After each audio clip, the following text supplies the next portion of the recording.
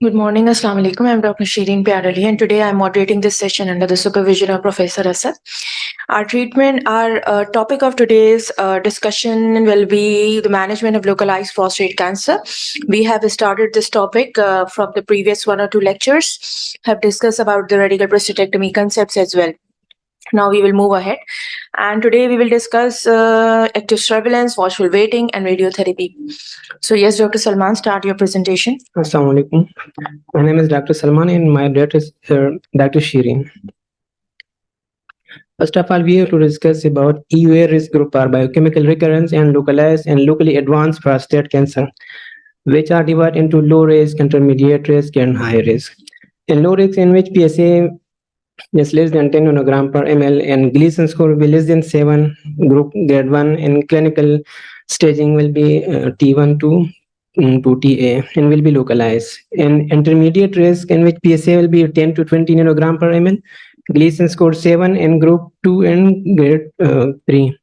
And clinical pathological staging will be T2B. In high risk, there will be PSA greater than 20 nanogram per ml, Gleason score greater than 7, any PSA and any Gleason score and grade. And staging will be T2C and maybe can be T3 to T4, and positive node will be it can be involvement and will be locally advanced. These are risk stratification according to CNN, which are divided into very low, intermediate, high. In very low, there will be staging T1C, grade group 1, and PSA will be less than 10 nanogram per ml. And fewer than 3 prostate biopsy core will be positive, in which less than 50% of cancer in each fragment are core. And PSA density will be less than 0.15 nanogram per ml per gram. In low risk group, there will be staging will be T1 to T2A, and grade group will be 1, and PSA will be less than 10 nanogram per ml and does not qualify for very low risk.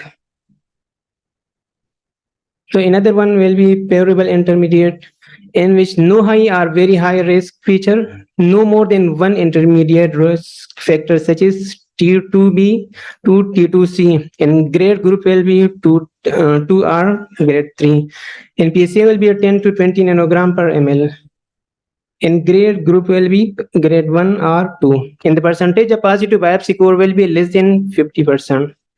Then another value is unfavorable intermediate, in which no high or very high risk feature, 2 to 3 intermediate risk factor such as T2B to T2C, and grade group will be 2 or grade 3, and PSA will be a 10 to 20 nanogram per ml, and the grade group will be 3, and greater than 50% of biopsy core will be involved. Another well is high and very high, and high in which no very high risk feature, staging will be a T3A, and grade group will be 4 or 5, and PSA will be greater than 20 nanogram per ml. In very high risk group, there will be staging T3B to T4, and primary Gleason pattern will be 5. In this, there will be 2 to 3 high risk feature will be involved, and greater than 4 goal with grade group 4 or 5. So basically, risk stratification is similar with the exceptions of the number of the codes and the percentage of each code involved by the tumor that is highlighted by NCCN. These are International Society of Urological Pathway 2014 group system.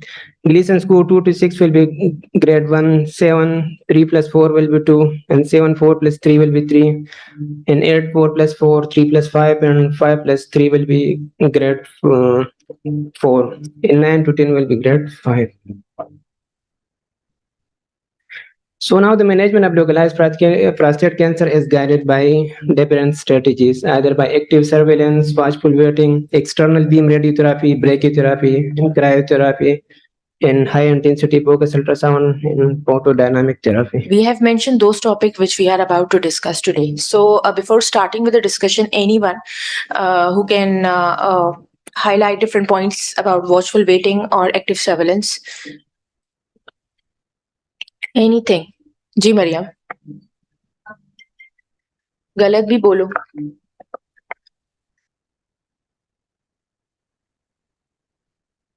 So we can have the watchful waiting in those patients who have the Gleason score of less than 4, like 2 to 4 of the Gleason score with the disease of any age group.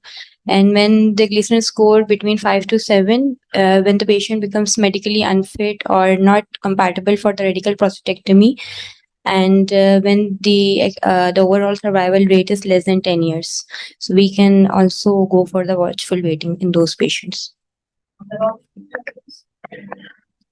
What about active surveillance? Active surveillance is the in follow up for those patients in which we categorize those patients who can in which we can go for the watchful waiting, and we will follow those patients 6 monthly. And on the basis of clinical examination, DRE, and the PSA levels, we can follow them 6 monthly, and we can go for the palliative treatment when depending upon the sign and symptoms of the patient. For example, if the patient develops back pain or the metastasis on the basis of the bone scan, so we can go for the further treatment. So the basic concept is not to overtreat the patient, specifically in active surveillance. Yes. Now, active surveillance. The treatment intention will be curative. Follow-up will be through predefined schedule. An assessment will be done through DRE, PSA, and multiparametric MRI and rebiopsy. An active surveillance for those who life expectancy greater than 10 years. And the basic aim of the treatment is to minimize treatment-related toxicity. So anyone who can tell me the follow-up of these assessment, history, examination, including DRE, and active surveillance protocol, should be done in how many time, how many months? Yes. Is everything, we have to follow everything 6 monthly? Yes, Or not? should be done 3 to 6 monthly, Yeah, while very good. DRE annually, and biopsy from in some literature says 2 to 5 years or 3 year biopsies. Okay. And what else? What about multiparametric MRIs?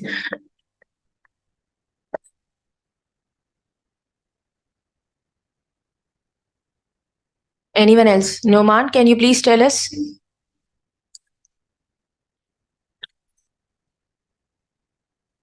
In active surveillance, we usually follow the patient with a history, DRE, PSA, multiparametric MRIs, and biopsies. And what is a schedule? Any multiparametric MRI done when there is a increase or progression in PSA Okay. annually. I'm asking about time interval. Asking about follow-up plan of these patients. Annually. Multiparametric MRI should be done annually. Okay. So it's basically 3 to 6 monthly involvement of a PSA. The PSA should be done every 3 monthly. And history examination, history should be done every 3 monthly. PSA should be repeated every 3 monthly. Some center says that it can extend up to 6 monthly as well.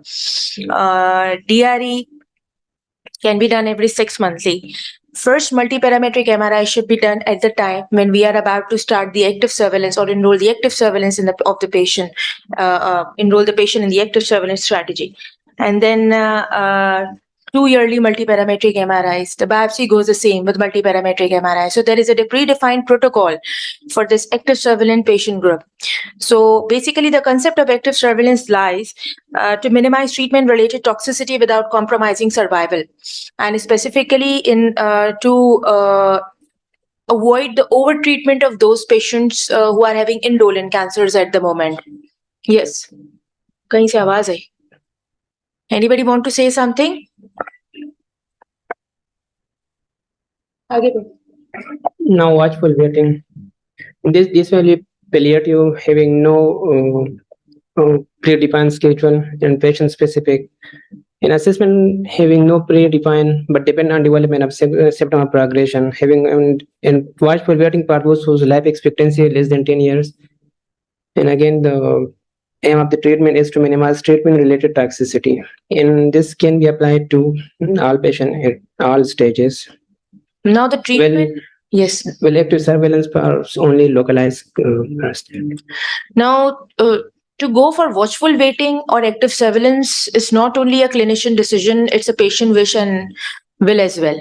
So the basic purpose of active surveillance, I'm still repeating, is to go for the curative intent. When the patient start to manifest the things which are localized and locally advanced. But in watchful waiting, it's the treatment, our intent is purely palliative. We won't hurry in a way for the patient for active surveillance group. Now, radiotherapy. All meanwhile, life expectancy greater than 5 years with clinically localized and locally advanced non-metastatic prostate cancer and Gleason score greater than 6 can offer radiotherapy.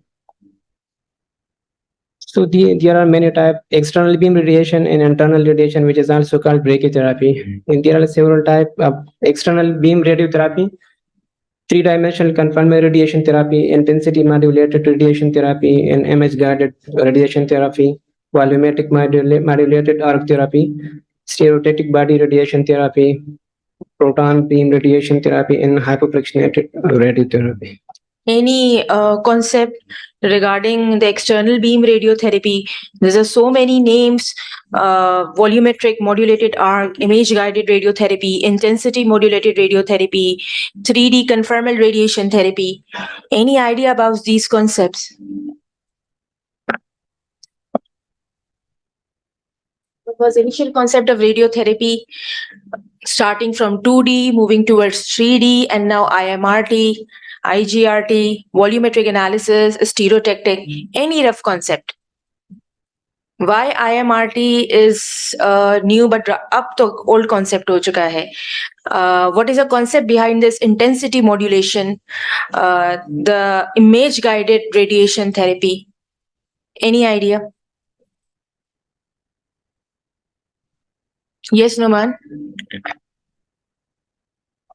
Anything. You can comment about any topic from this point. External beam radiotherapy, in which we uh, give the radiation directly to the prostate or the field. The field is large and the dosage and the frequency, the dose of the radiation is given in number of days. In external beam radiotherapy, you just focus on the prostate after localizing it. In intensity modulated, the patient, the dose is increased and episodes or numbers are decreased. To minimize the to increase the compliance of the patient and increase and effectivity, the intensity, the frequency of the radiation, it is increased. In image guided, after simulation, you only focus on the part of prostate or you want to radiate, not a whole large surface area. In stereotactic, the radiation, the patient lying on the simulation table and the dose अल्फाज नहीं आ रहे, मतलब ma'am वो जो radiation दे रहे होते हैं वो पेशेंट की बॉडी उसके साथ मूव कर रही होती है स्टीरियोटैक्टिक में।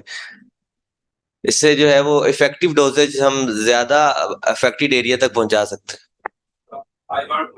Yes, sir, Salan, please. Thank you. Stereotactic radiation therapy, basically gamma knife and saber knife are used for this radiation therapy, and these are basically for localized prostate cancer. And these are 3D images with the help of CT scan and MRI based focused radiation therapy, while brachytherapy is the internal seed implantation in which seeds are implanted. Yes. For permanently as well as Yes, sir. अगर तो आपने किताब पढ़ के क्या है तो फिर तो सही कहा होगा, लेकिन this is not the way the things are being done here in these days. Even in your institute, SIUT, downstairs, if you go to the ground floor, we have got this brachytherapy available, and where these seeds are not being implanted. The seed implantation was something which was in fashion like maybe 25 years back. So it has to be again revamped, the whole knowledge and the technology. Now, what we do is we implant, not only implant, we place the needles, which are hollow needles. And through those hollow needles, the energy source, which is again a radioactive source, it is being put on and off within certain period of time in seconds. So it is nothing which is implanted, because when you do something called an implant, then a radioactive material has got a half life, and the half life means that half of the radiation is gone, but the next half of the radiation will be there for another half of the period. So you have got no control when the seed is implanted into an interstitial biological area. So the seeds are gone. They are not in fashion. They are not being done these days because their radiation dose was not under the control of anybody who is an operator, and the patients have got a lot of complications. One thing. The second thing is this brachytherapy is not exclusively for prostate. It is for prostate. It is for bladder tumor also. It is also for gynecological tumors. So there are ways and means and delivery apparatus available for something which you want to deliver on the surface, within the surface, and within the substance. So you've got to I think improve your knowledge of how these things are being done. But the books have written something which is like an older version.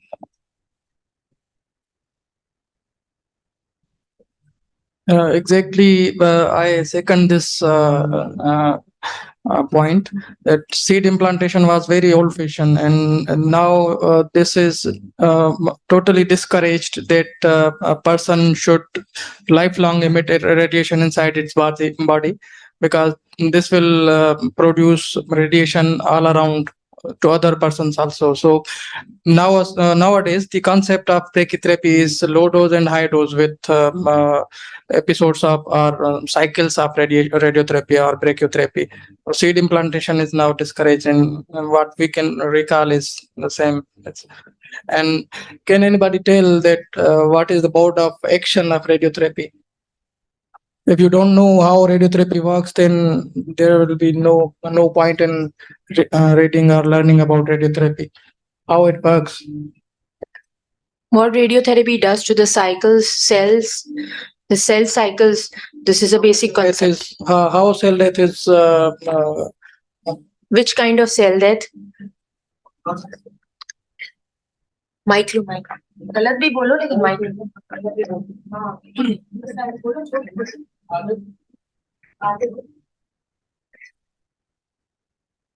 Ma'am ये apoptosis को जो है जो cell apoptosis होता है उस पे effect करता है, तो जो सेल डेथ हो जाती है उसके बाद।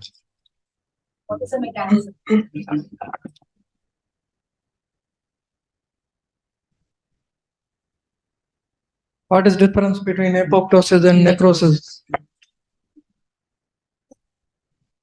And why apoptosis? Why not necrosis? Apoptosis is basically programmed dead cell.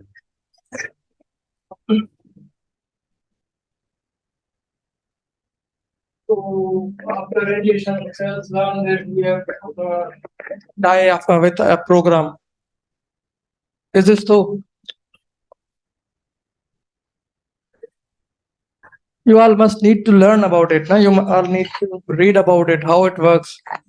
If you don't read physics, then these things will not be understandable.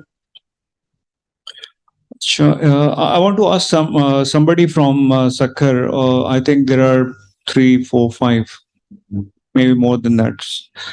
All of you who were there in Sakhar, Abdi Razak, I can see you. Have you taken some time and visited the radiotherapy unit of SIUT from your busy schedule is still or not? Sir, I did not visit it yet, but from today I feel like I have to visit as soon as possible. You see, that is the actual position of all those who are involved as urologists. Now we are all urologists. Maybe somebody has done his exam or her exam, or maybe some has not. But you see, if you are interested in a subject, then there is nothing which is known as permission, and there is nothing which is known as barring from entering into some facility. Now, because this question comes out from something, and this question comes out from a person who happens to sit in an exam, I think 2 3 weeks from now, and he still hasn't visited the facility for urodynamics. Now, how come that person will be able to understand properly the question related to urodynamics if it is being put into Tokes station, or maybe somewhere else, or maybe on a long case, and you represent an institute which has got all these facilities, and actually you are sitting in Sakhar, where something has been invested heavily in terms of radiation therapy.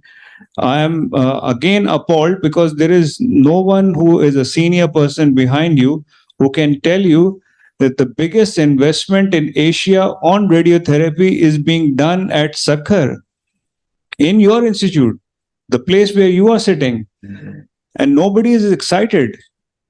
So that is the kind of situation. If you are excited, then you can be excited in Somalia or Sudan or whatever. And if you are not excited, you cannot be excited in even in USA. So if you want to learn something, that excitement should start from your childhood till the time when you pass away. So that should be the actual attitude of somebody who wants to be a doctor, maybe a urologist, maybe somebody interested in this subject, oncology. But you got to have an interest. When you have an interest, then you all these 5 6 7 7 points, out of these 7, I think except one, all of these are available in SIUT, and that is something which is a miracle in Pakistan. We have And this volumetric modulated arc therapy is being done for bladder tumor as well as for tumors in esophagus. And Kareem Bhutto Saab is expert in this thing.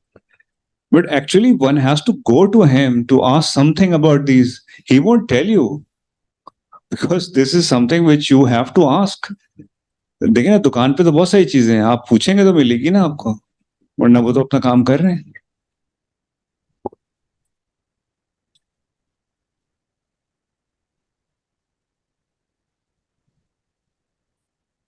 Another one is brachytherapy, which are further divided into two types: high dose rate and low dose rate. In high dose rate, which is temporary data prostate brachytherapy, that involve placing a radioactive source in prostate gland and delivering high dose of radiation in few minutes before source removal. Typical treatment may involve several sessions. Sharp nylon tube catheter are placed in these needle. These are the needle. And radioactive substance such as iridium-192 and cesium-137 are placed in the catheter. Usually these are for 5 to 15 minutes. And generally about 1 to 4 brief treatment are given over 2 days, and radioactive substance are removed each time after treatment. After the last treatment, catheter are then removed. Another one is low dose rate brachytherapy. These are permanent prostate brachytherapy that involve placement of radioactive seed and prostate gland, which is iodine-125 or periodium-103. And these are placed over for several months. Usually around 100 seed are placed, but this depends the size of prostate. So for low dose radiotherapy, which is not again in vogue these days, and everybody is going towards high dose, the low dose is actually these seeds are made up of solid gold, and they are impregnated with radioactive material. But once they are placed, you can't remove them. That is the problem. And since they are in the vicinity of bladder and neck, so what happens to the bladder? The prostate is gone. The prostate is treated. But the problem is the radiation will just eat away anything in the vicinity of a prostate. And the important structure which is in the vicinity is bladder. So experimentally, on a level of demonstration, 2 or 3 cases were being done in late 90s in AKU, and we happened to see those cases in SIUT 20 years after that treatment, and still the seeds were there, but the bladder becomes a thimble bladder. Thimble means it is just like a capacity of maybe a thumb, and it is non-compliant. It is just like a parchment, which is non-elastic. It can't be distended. So the bladder is gone. If you want to see that kind of a picture of a bladder, I have got that picture available to myself also, with me also. So I can show you the aftermath of such seeds. So that was the reason why these seeds are not being placed these days. So we have gone on to high dose radiotherapy, and we have also gone on from hypofractionation, which is like maybe 35 sessions or 36 sessions, to hyperfractionation, which is like one session enough for anything related to prostate or maybe bladder or anywhere else. So the things are moving very fast. You got one proton, you have got an accelerated sort of a field at two ends of the field. You have got two different magnets, so you got to just accelerate that single proton into that field, and once enough acceleration is available, that proton is used to target a tissue. So the fallout effect is very minimum, and the precision is a precision of a proton mass. So that is the way the things are moving. And again, the good news is we have got this kind of technology with us. So I would like to ask what about the radiation dose in regard to external beam radiotherapy and brachytherapy? Anyone from audience? एक term जिसके आगे हम grey लगाते हैं, GY, ये क्या होती है? And how many gray radiations can be given in EBRT? Okay, or is recommended in EBRT? And what about this brachytherapy? Rashid? Arsalan? 60 gray over 20 as well as 70 gray over 28. 74 gray over 28. So this is for external beam radiotherapy. Okay. And what is 75 or 73 and what is 27? What is the difference between two? 73 is a total radiation you will give in those 23 fractions. This is a concept of this gray and fractions. Fractions means sitting or in different sessions. So this is a concept. And what about, this is for external beam radiotherapy. So what about brachytherapy? Yes, you know something? Arsalan? Noman? Low dose rate, high dose rate, brachytherapy dose. Ma'am high dose में 12 grey तक जाते हैं. And what about low dose? 0.5. Are you sure high dose पे 12 grey तक जाते हैं? 114 पे किस पे जाते हैं? 114 ग्रे का. हाई डोज की बात कर रहे हो और 12 का नाम ले रहे हो. Yes, Salman, you know. So this is your required dose. At least you should be knowing all this. At least basic, you should be knowing the fractions, the gray. Otherwise, there is no use of discussing this topic. 78, 114, hypofractionation. Otherwise, there is no use of discussing this topic. So external beam radiation, approximately 74 to 78 gray, or we can do it in a fractionation status as well. And for the brachytherapy, high dose rate brachytherapy, we can go up to 114 gray. High dose rate. Okay. And in low dose rate, we can go for starting from 10, 12, 14 gray up till maximum, depending upon the fractionation we are about to give to the patient. So if you are not learning this thing, so there is no use of discussing this topic, okay? So this is basically the procedure which we have discussed. Now let us discuss in short about the disadvantages of this brachytherapy and radiotherapy. And I hope so someone from you have learned. Common है, उसकी vicinity में जो चीजें आती हैं उसमें गड़बड़ होती हैं, बोलना शुरू करें. हर चीज को तो प्रेजेंटेशन पे नहीं लिखना होता. Yes Arsalan. I am talking about external beam radiotherapy. In this, there are chances, most probably the side are cystitis, Okay. proctitis, जिसमें rectum involved होता है. First of all, the bladder. In the bladder, Yeah, it bladder. can be cystitis, Cystitis. hemorrhagic cystitis, lower urinary tract symptoms, especially obstructing lower urinary tract symptoms. And what else? Contracted bladder, as sir has said, can be thimble bladder. Now moving from bladder, proceeding towards rectum. Rectum. What can happen in rectum? Proctitis, Proctitis. Yes. Perineal discomfort, perineal pain, yeah, bloody diarrhea, and urethral stricture. it's now moving towards urethra. Yeah. So go organ by organ, those organs that lies around vicinity. What happens in urethra? What can happen in urethra? Stricture formation. Yes. Sloughing. Urethral sloughing is very common. Okay. Urethral sloughing is very common. What about other thing? And lymphedema also can be occur if radiation can go to the lymph channels, so that can obstruct it and resulting in the lymphedema formation. Yes, but it only happens when there are certain enlarged lymph nodes in those pathways. Yeah. Most of the time, we do not encounter these lymph nodes in this kind of a treatment because it is basically selected for the localized, and in localized there is no excessive lymphadenopathy. What about erectile dysfunction? Yeah. What is the percentage of erectile dysfunction in the patient who underwent or who will go for external beam radiotherapy? It extends from 50 to 80%. It extends from 50 to 80%, involving external beam radiotherapy, involving brachytherapy.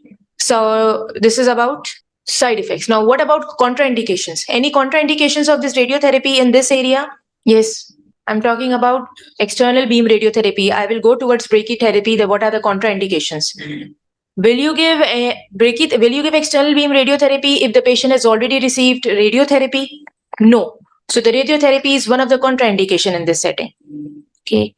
Number two, if the patient has already had a lower urinary tract symptoms, severe lower urinary tract symptoms, you will not give. If the patient has a pelvic inflammatory diseases, any irritable bowel syndromes, inflammatory bowel disorders, you will not give. These are simple contraindications. So what about brachytherapy?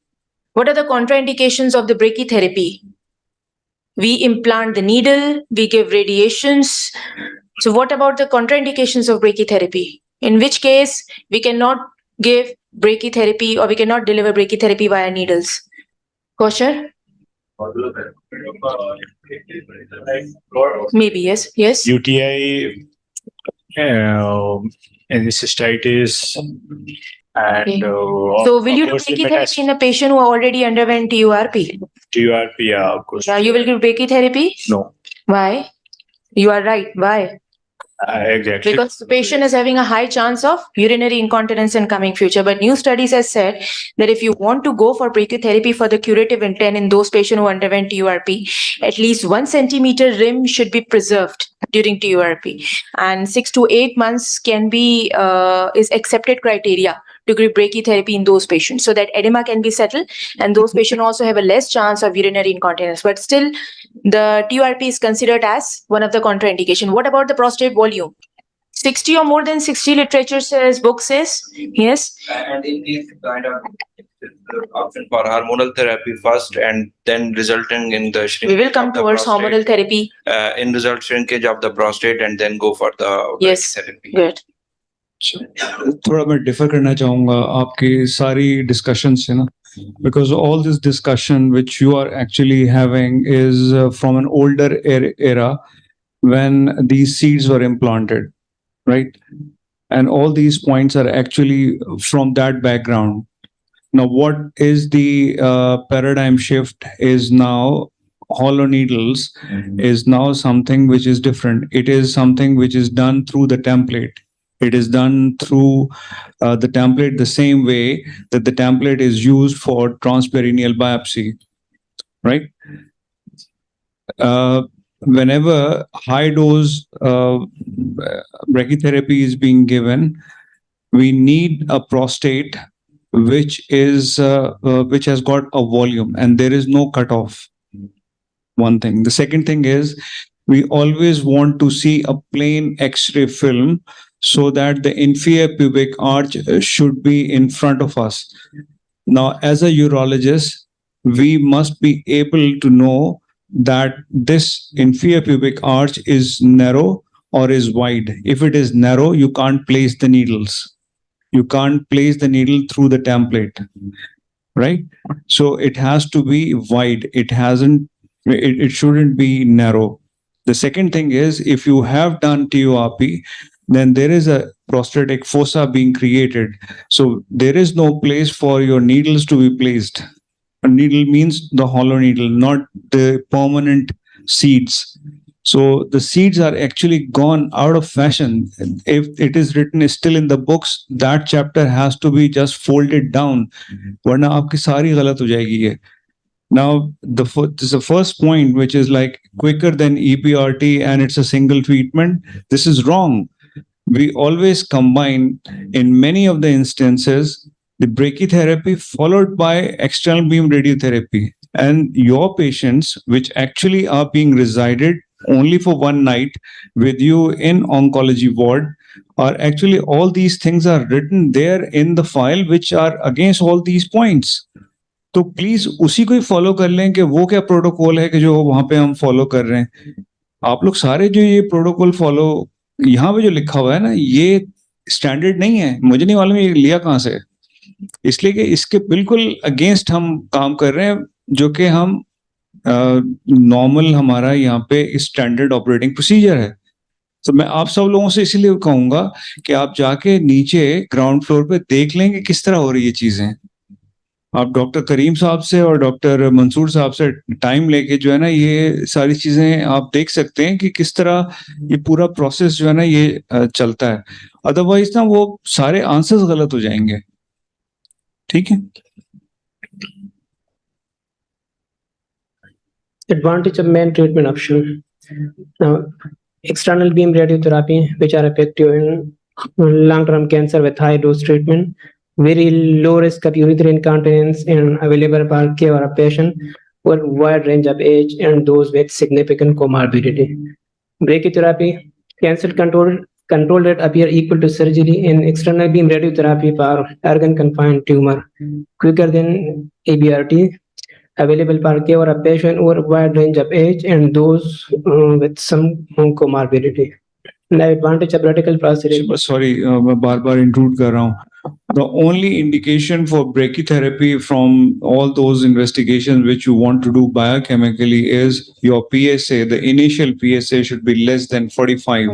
If it is greater than 45, those patients are not for brachytherapy.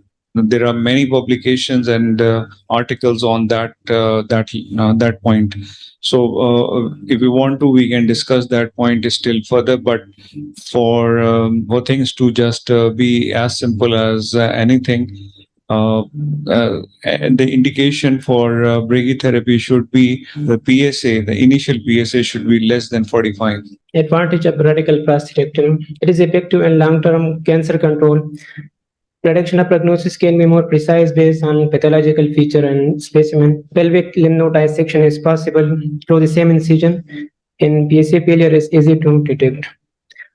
Active surveillance reduce over treatment, avoid or postpone treatment. Associated complication has no effect on work or social activities.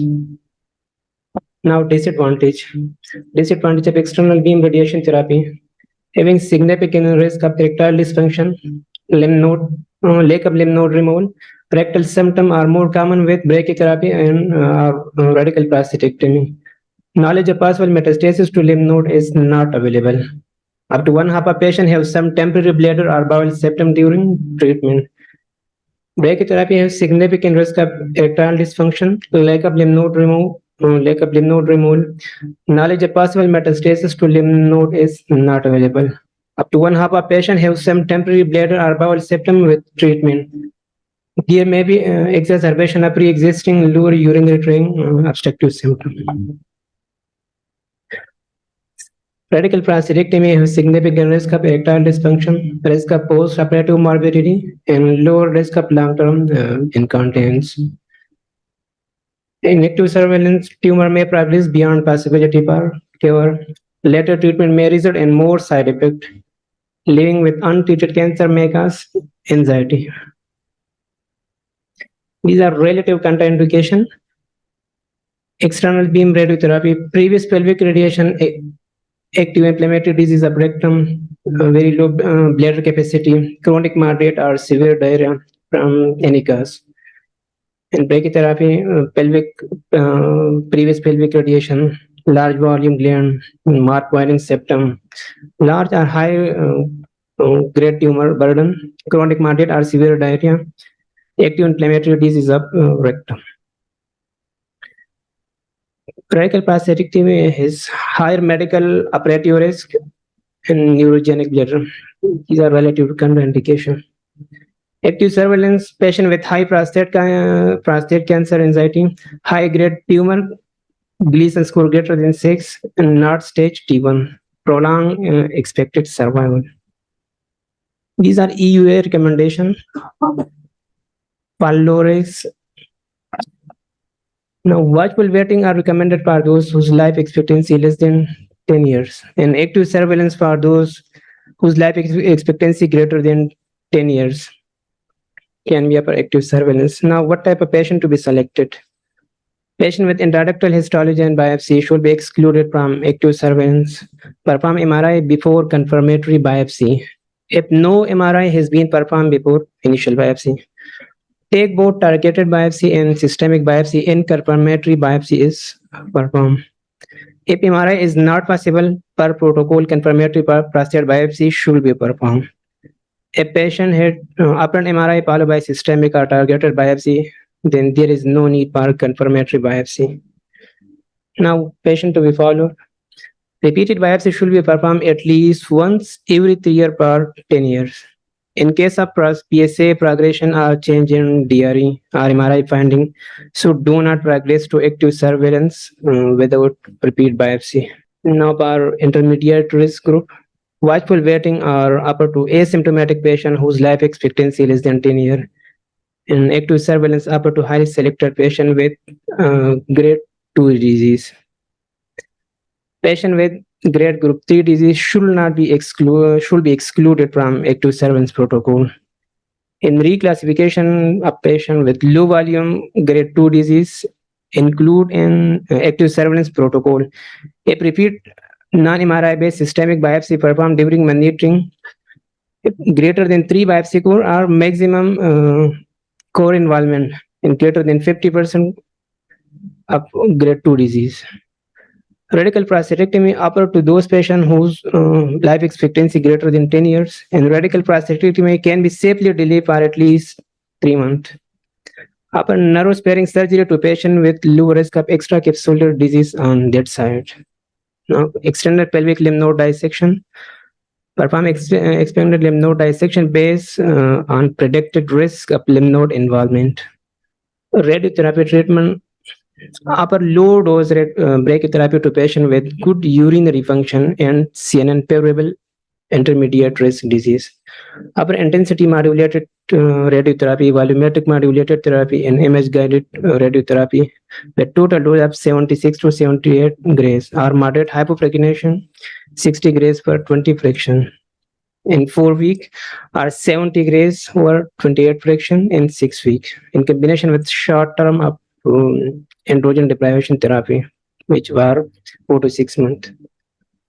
Upper low dose red brachytherapy boost combined with intensity modulated radiotherapy, volumetric modulated therapy plus image guided radiotherapy to patient with good urinary function and according to CNN unfavorable intermediate risk group in combination with short term ATT for 4 to 6 months.